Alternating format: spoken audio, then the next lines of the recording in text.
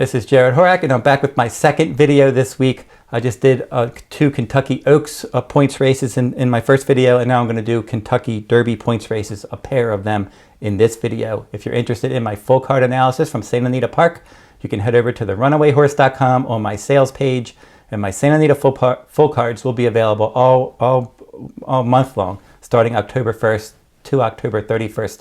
Each day that Santa Anita runs, I'll be covering the full card at the runawayrhorse.com on my sales page.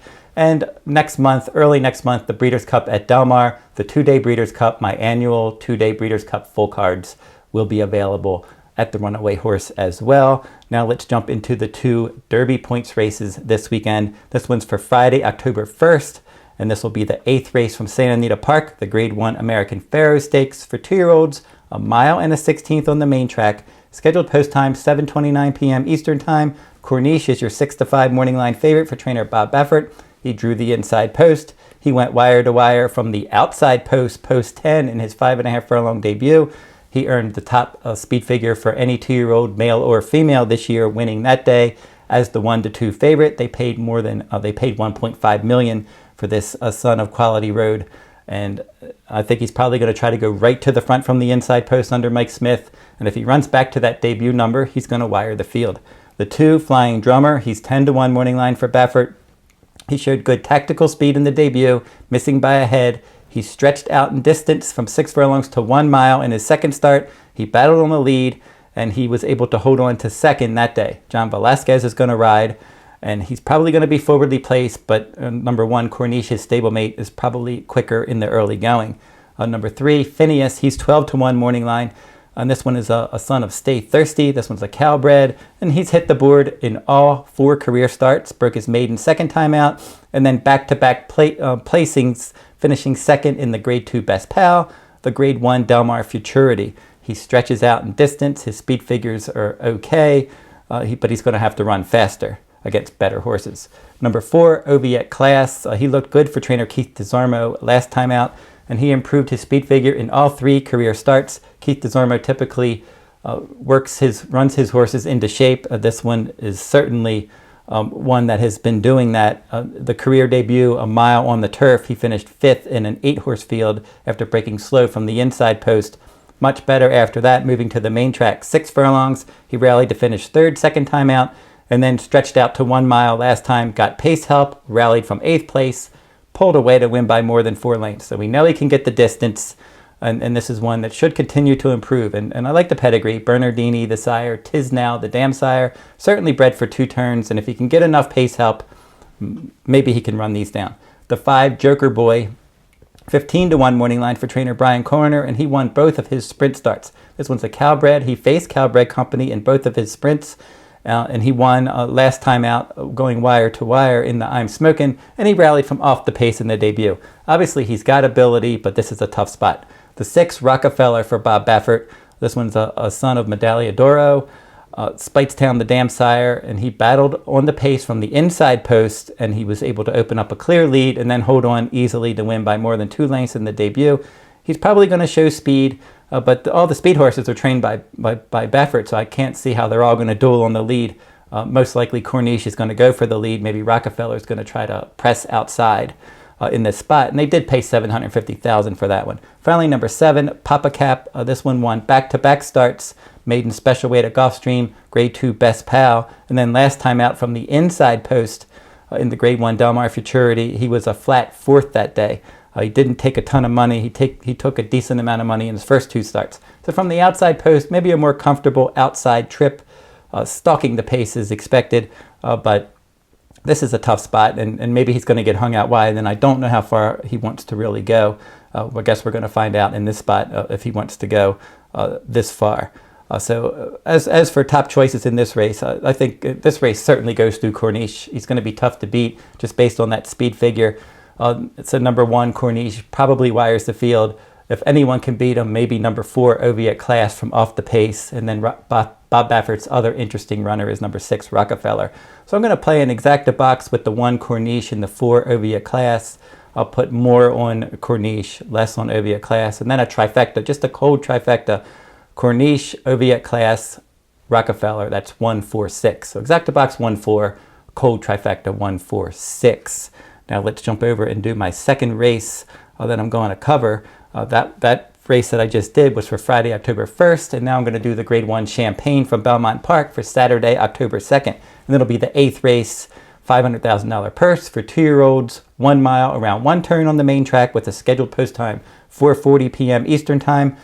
Todd Pletcher trains the 2 inside horses, number 1, Wit, number 2, My Prankster. Wit won his first 2 starts by a combined 14 lengths, and then in the Grade 1 Hopeful last time, he was second, beaten 5 lengths. He was clearly second best. He was the favorite in all 3 races.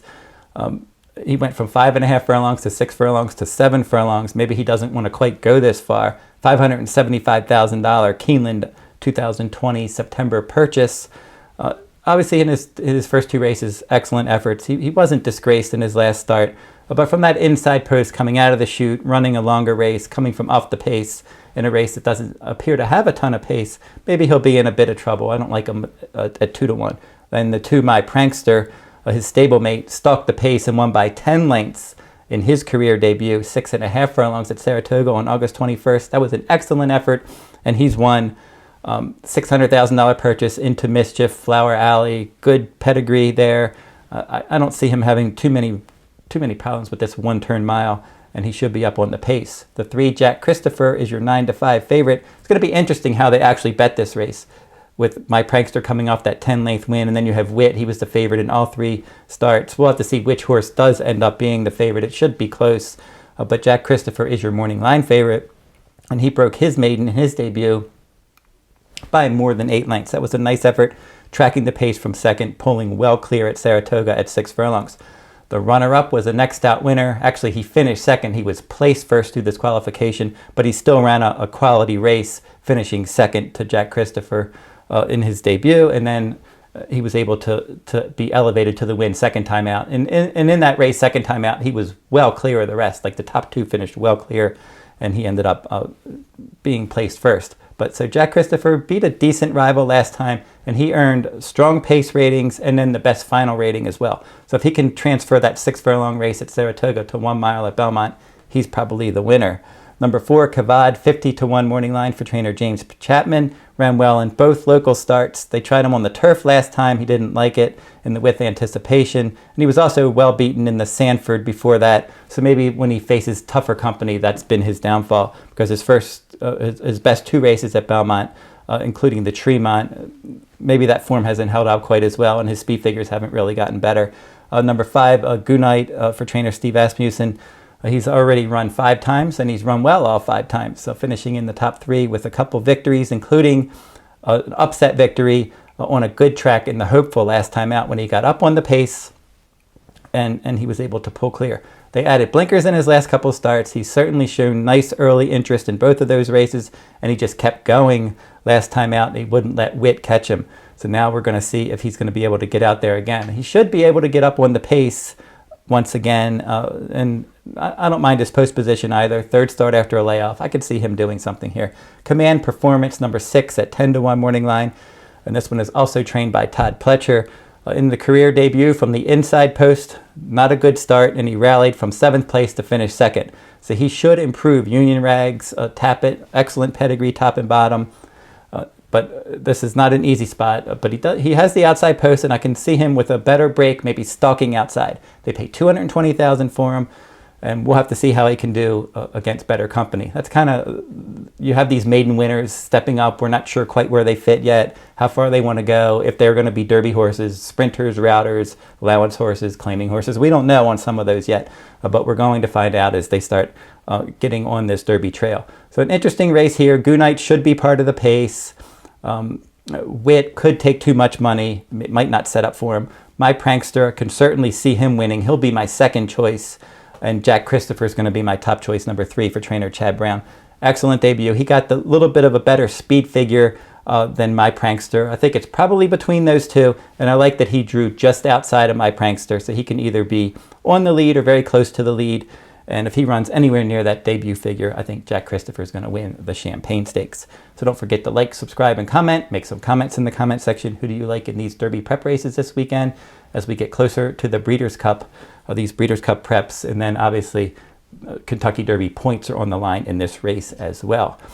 And that will wrap up this week's videos. I'll be back next week and I'll be looking at some more Kentucky Derby and Kentucky Oaks points races.